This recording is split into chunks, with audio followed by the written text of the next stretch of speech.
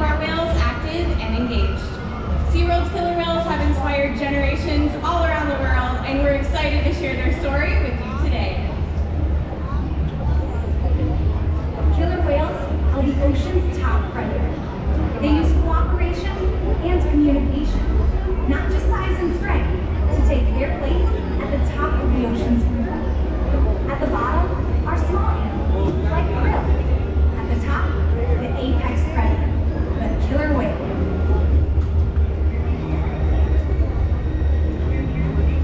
Killer whales are as big as a bus, faster than an Olympic swimmer, high flying and powerful.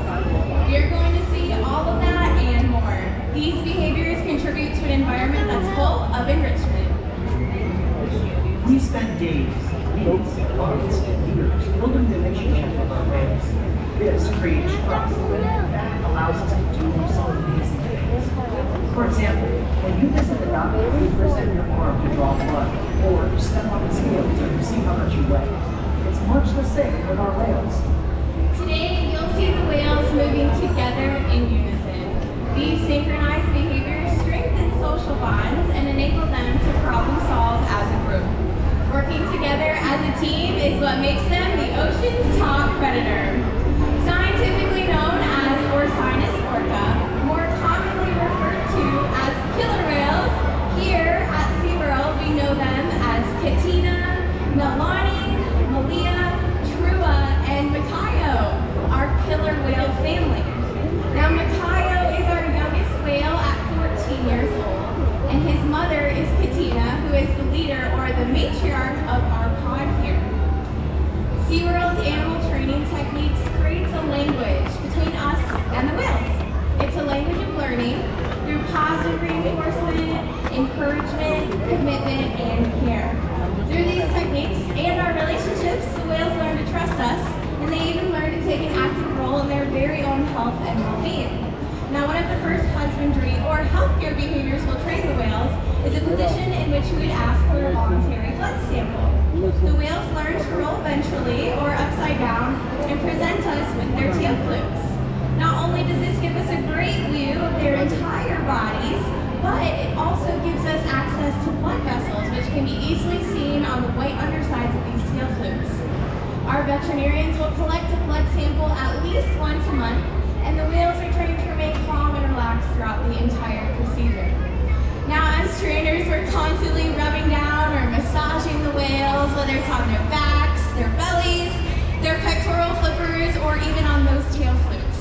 The whales have very sensitive skin, and this is just one way we can reward them for remaining calm during procedures like this. And it's also a really great way for us as trainers to strengthen our relationships with the whales. But blood samples are just one way that we can ensure that our whales are staying healthy. Another important diagnostic is weighing our whales. We're able to weigh our whales by asking them to slide their bodies up and out of the water, but onto a giant killer whale-sized scale located in one of our adjacent pools. We'll demonstrate that here in our slide-out area with Trua. Now you'll notice when he gets over here, there's a portion of his body from his dorsal fin down to his tail flukes that's still going to remain in the water. This is called the peduncle. It is the powerhouse of the killer whale. It's very muscular and very heavy. In fact, natural athletic behavior we see in all killer whales is the ability to lift that part of their body with such force that they can completely turn before re-entering the water. So, in order to get an accurate weight on him, we'll simply ask him to raise his tail all the way up and out of the water. Training this posture enables us to ensure accuracy, so we know that our younger whales are growing properly and that the older whales are maintaining a healthy weight. And the care isn't just physical. Mental stimulation and play are vital, and we surprise and engage with our whales every opportunity. Play is how killer whales teach their young to hunt.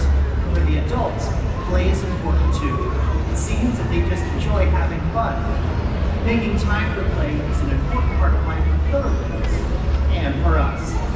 So we just learned that killer whales love to play. They actually learn a lot by playing, and they can learn through mimicry and observational learning. From a very young age, killer whales learn important life skills by playing games like Follow the Leader with their mothers and other whales. And we're going to put that to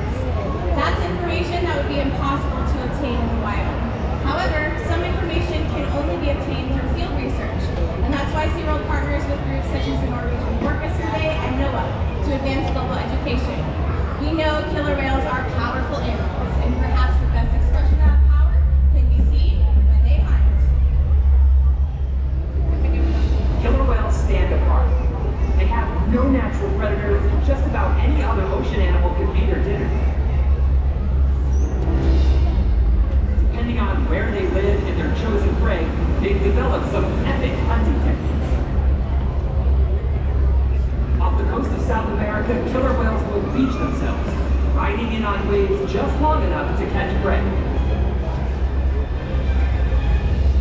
They'll also create waves that knock animals like penguins or seals from icicles.